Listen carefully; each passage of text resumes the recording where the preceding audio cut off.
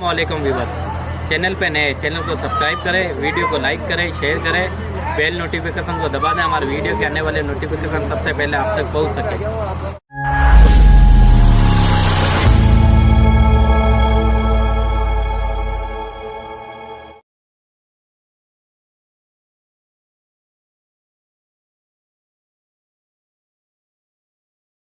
رسوله الكريم أما بعد أعوذ بالله من الشيطان الرجيم بسم الله الرحمن الرحيم إن الصلاة تنهى عن الفحشاء والمنكر صدق اللہ العلی العظیم۔ میرے محترم بھائیوں، بزرگوں، دوستوں اور میری ماؤں بہنوں، میں آپ حضرات کے سامنے نماز کے موضوع پر کچھ لب کشائی کرنا چاہتا ہوں۔ دعا کریں اللہ تعالیٰ مجھے صحیح کہنے کی توفیق عطا فرمائے اور عمل کی توفیق عطا فرمائے۔ میرے بھائیوں، اللہ تعالیٰ نے حضرت محمد مصطفیٰ صلی اللہ علیہ وسلم کو بہت سی نعمتوں سے نوازا ہے اور ہمیشہ توبہ سے سرفراز فرماتا رہا۔ انہی نعمتوں میں سے ایک اعلیٰ اور اونچا توبہ نماز کا توبہ ہے۔ اللہ تعالیٰ نے حج کا حکم فرض پر نازل فرمایا، روزے کا حکم فرض پر نازل فرمایا، زکوٰۃ کا حکم فرض پر نازل فرمایا، حتیٰ کہ ایمان کا حکم بھی فرض پر نازل فرمایا۔ لیکن جب نماز کی باری آئی تو رب کائنات نے اپنے محبوب محسن انسانیت صلی اللہ علیہ وسلم کو فرمایا کہ ہم آپ کو ایک قیمتی تحفہ دینے والے ہیں۔ یہ تحفہ بہت اعلیٰ ہے اور اعلیٰ چیز کو اعلیٰ ہی جگہ پر بلا کر عطا کیا جاتا ہے، اس لیے نماز کو عرش الہی پر بلا کر عطا کیا گیا۔ برادران اسلام، توحید اور ایمان کے بعد انبیاء علیہ السلام نے ہی نماز کو اہمیت دی اور تلقین کی ہے۔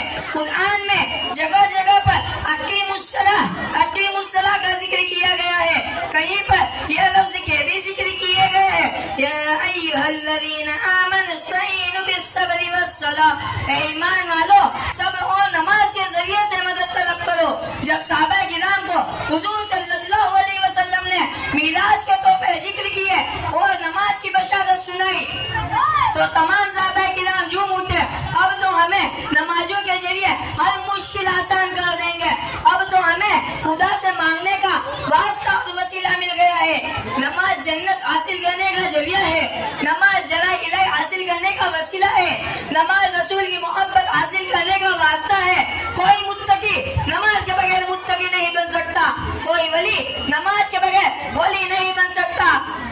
حضور صلی اللہ علیہ وسلم نے بھی نماز ادا کی، صحابہ کرام نے بھی نماز کی پابندی کی، تابعین نے بھی نماز پر دعامت کی، تابعین نے بھی نماز نہیں کی، ائمہ مجتہدین نے بھی نماز کو پکڑے رکھا، اولیاء کرام نے بھی نماز کو اختیار کیا۔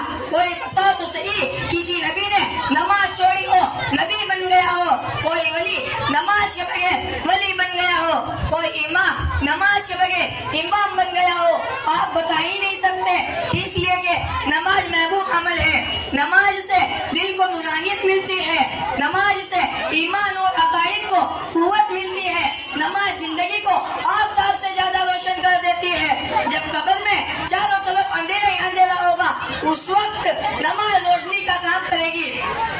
نماز تکلیف اور پریشانی کو ڈال دیتی ہے، کیونکہ نماز ہی ایک ایسا تحفہ ہے جس سے شیطان کا منہ کالا ہو، نماز ہی سے فیصلہ ہوتا ہے متقی کون ہے، شکی کون ہے، انسان کون ہے، شیطان کون ہے، مسلمان کون ہے، کافر کون ہے۔ میں بغیر دلیل کے بات نہیں کرتا، مشکوٰۃ شریف اٹھاؤ، صفحہ نمبر 58 پر دیکھو، حضرت جابر رضی اللہ عنہ فرماتے ہیں محسن انسانیت حضرت محمد صلی اللہ علیہ وسلم نے ارشاد فرمایا، بندے اور کفر کے درمیان فرق صرف نماز کا چھوڑنا ہے۔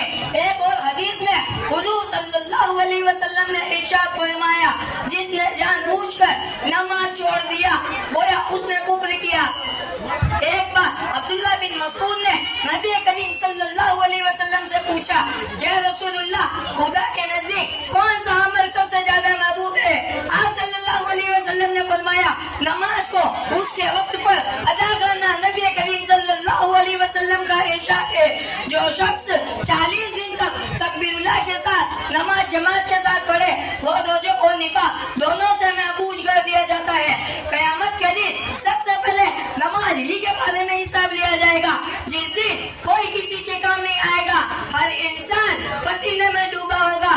ہر انسان نفسی نفسی پکار رہا ہوگا. اس وقت سب سے پہلے نماز ہی کے بارے میں حساب لیا جائے گا. حضور صلی اللہ علیہ وسلم نے ارشاد فرمایا قیامت کے دن سب سے پہلے نماز ہی کے بارے میں حساب لیا جائے گا. نماز صحیح نکلی تو تمام عمل درست, اور اگر نماز ہی بیکار نکلی تو سارے عمل خراب ہے. نیت کرو ہم سب نماز کو آج سے موت کی شام تک قضا نہیں ہونے دیں گے انشاءاللہ. اللہ تعالیٰ مجھے اور آپ کو کہنے سننے سے زیادہ عمل کی توفیق عطا فرمائے.